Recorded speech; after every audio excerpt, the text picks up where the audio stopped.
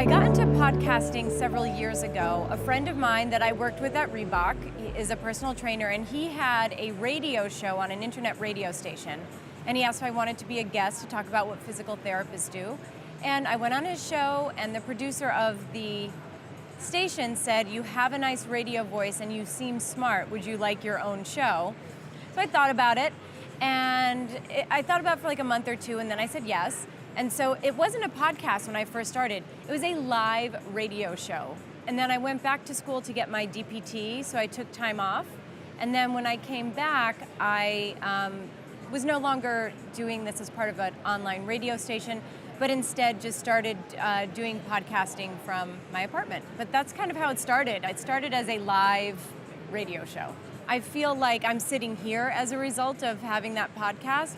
The podcast for me has been one of my greatest educations because I learned so much from everyone and on things that pertain to physical therapy and that don't pertain to physical therapy.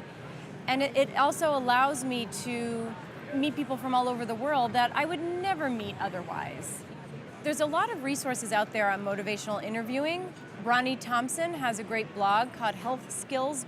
She talks a lot about motivational interviewing and cognitive behavioral therapy, and that was really helpful.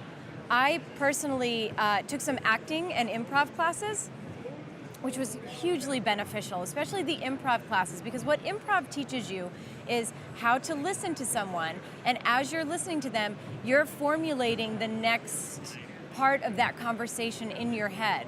So it teaches you to be present, to listen, but also be able to quickly formulate the way you want that conversation to go. I have a lot of people that pitch to me, and usually it's just I look for people that are doing interesting things and doing things that I'm interested in. I mean, it's super selfish, right? But I feel like if I'm interested in it as a physical therapist, that I'm sure other people are as well. I don't care if you're making $1 million or if you're just starting out. If you're interesting and you're passionate about